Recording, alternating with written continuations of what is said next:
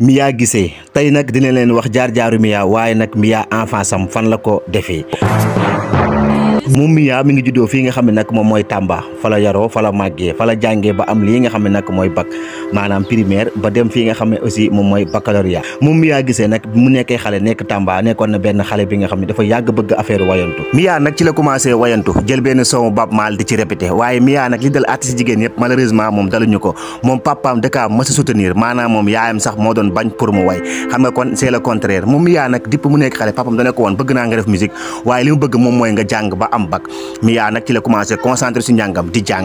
jàng papam dina ko benn guitare pour mu commencé di si répété ci la commencé di répété nag. Mia nag ci la nekkee seen école di jàng Mia bëri woon na ay mbañ ndax ba mu nekk xale dafa pataawoon ñu ko daa wax pata mu ko daa bañ mu si daa xeex ak ñu bëri waaye Mia nag bi mu jàngee ba am bakam après ci la dem Dakar nag dem université Cheikh Anta Diop doon fa def lii nga xam ne nag moom mooy fac droit. bi mu nekkee université nag da ko doon boole jàng bi ak musique bi maanaam étude la booleen ak musique bi doon ko allié finalement ci lañ ko boole ak ki ñuy wax No Face moom mooy ex jëkkëram ak kii di gën maan xumaan temps yooyu nag Mia commencé woon di ànd ak ñoom di fréquenté maanaam doon fréquenté ñaar ñooñu noonu ci la benn émission bu tuddee journal rappeur doon am 2STV commencé ñu gisoon ci Mia doon si interprété ay son yu bëri si mel ni cuuraay gongo ak jaaga bi ñu naan kii kan la kii dafa neex baat dafa mën a way ñuy dem jamono dem ba si jàgg ci la ko kii di No Face takkee maanaam mooy ex jëkkëram bi mu ko takkee ñoom ñaar nag ci leen commencé def ay duo ñoom ñaar sénégalais commencé na adapté à travers seen son bi nga xam mooy yaa ko waral yéen a ngi fàttali ko son boobu noonu sénégalais yi bëri ñoo ko bëggoon sénégalais yi bëri doon ko challenge doon ko sinap ndax affaire sanchalage doon wax moom Mia Guissé la ñëwee ak jëkkëram nag propose na ay titres yu bëri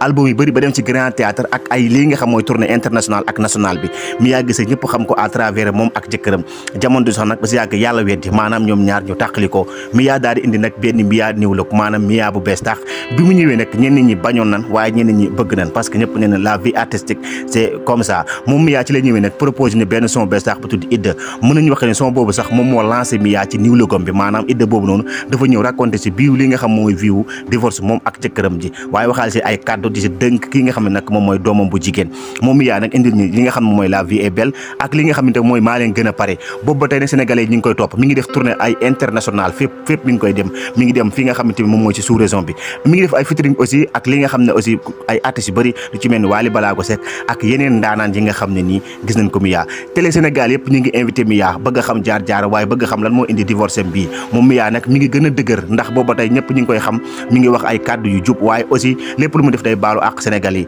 Mia Guissé nag nekk benn jigéen bu mën a way fii nii Sénégal tey moom la leen indiloon sama gaay beneen yoon incha allah ak beneen daanaan